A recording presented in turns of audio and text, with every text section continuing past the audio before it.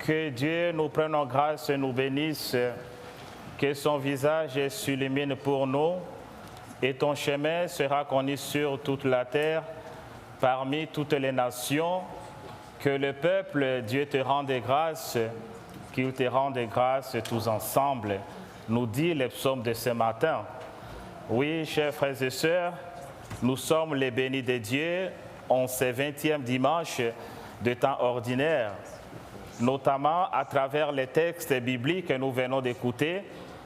Dieu veut nous exhorter que lorsque nous venons à lui avec une bonne disposition intérieure, lorsque nous venons à lui avec une foi ardente, lorsque nous venons à lui avec une foi persévérante, il ne peut rester insensible à notre demande. Ça, c'est la grande leçon de ce dimanche.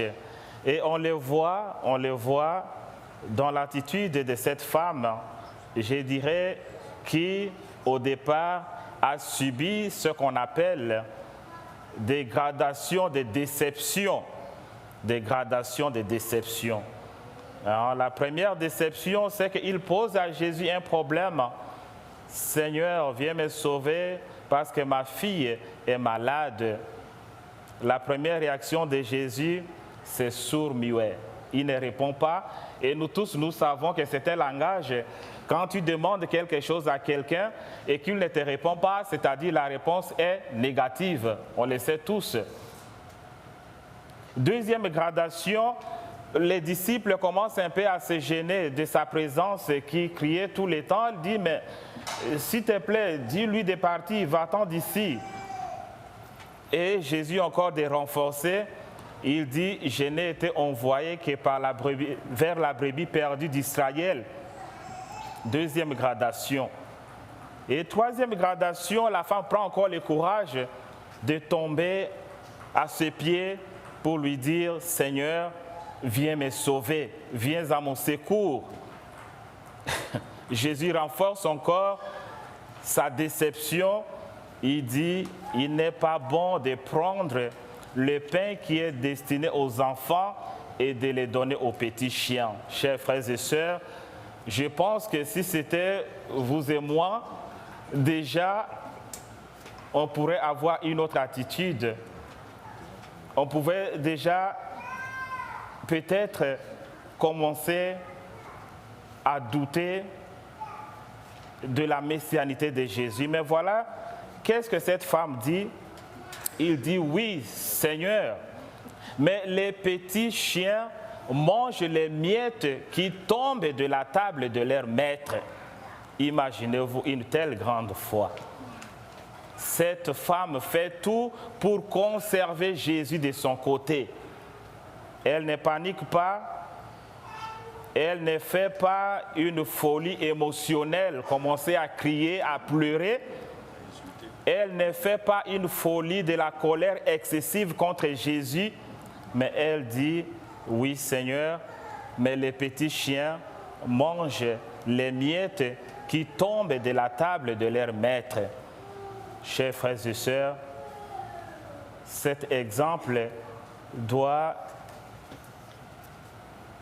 nous aider à comprendre que le Seigneur, des fois, nous laisse dans nos difficultés, que le Seigneur, des fois, nous laisse patauger dans les défis qui nous sont peut-être imposés ou que nous vivons dans notre vie, justement pour tester la qualité de notre foi.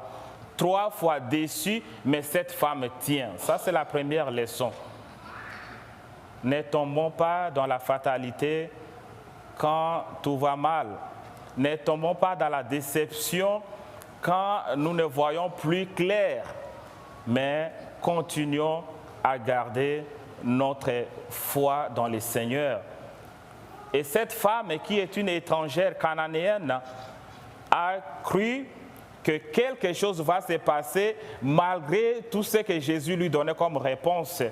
Et la première lecture le dit bien, les étrangers qui se sont attachés au Seigneur pour l'honorer, pour aimer son nom, pour devenir ses serviteurs, tous ceux qui observent le sabbat sans le profaner et tiennent ferme à mon alliance, je les conduirai à ma montagne sainte, je les comblerai de joie, je les comblerai de joie. C'est exactement ce qui est arrivé à cette femme. Deux grandes leçons importantes à ce niveau. La première leçon, c'est que accepter les défis, les difficultés, les problèmes de la vie, comme je l'ai dit souvent, la vie est un combat, il n'y a rien qui est gratuit, il n'y a rien qui est facile, mais accepter cette condition avec foi, c'est déjà le début d'une réponse que nous pouvons recevoir de la part de Dieu. Et deuxième volet de cette réponse, attendre avec patience le temps qu'il faudra pour obtenir ce que nous voulons de la part de Dieu. Attendre le temps qu'il faudra pour obtenir ce que nous voulons de la part de Dieu. Et ça, vous et moi, nous tombons dans ces pièges. La patience, la vertu de la patience est très difficile pour tout le monde. Pour tout le monde. Parce que nous, les humains, nous sommes limités dans l'espace et le temps. Mais Dieu n'est pas limité dans l'espace et le temps. Les psaumes le disent bien, 1000 ans pour lui, c'est comme un seul jour. Et un seul jour pour lui peut être comme 1000 ans. C'est-à-dire, il n'est pas limité dans le temps. Et la foi nous est donnée justement pour avoir cela en tête, que ma prière sera exaucée, quel que soit le temps. Même après ma disparition, ma prière sera exaucée. Prendre le temps. Voilà pourquoi la deuxième lecture dit « Le don gratuit de Dieu et son appel est sans repentance. Il fait le bien à qui il veut, où il veut, quand il veut, quand il veut. Sans repentance, à notre niveau, nous devons être toujours patients pour attendre les merveilles de Dieu. Mais aussi savoir demander ce qui est essentiel. Cette femme pouvait dire « j'ai besoin d'argent ». Cette femme pouvait dire « écoutez, j'ai besoin d'un bien matériel quelconque parce que je dois lui venir en aide, la maison coûte cher ». Non, elle a demandé ce qui est essentiel, la guérison de sa fille. Dans ma prière quotidienne, dans mes requêtes au Seigneur, qu'est-ce que je lui demande? Est-ce que les contenus sont convaincants ou bien peut-être que nous nous basons plus sur les choses informelles, hein, des choses peut-être banales?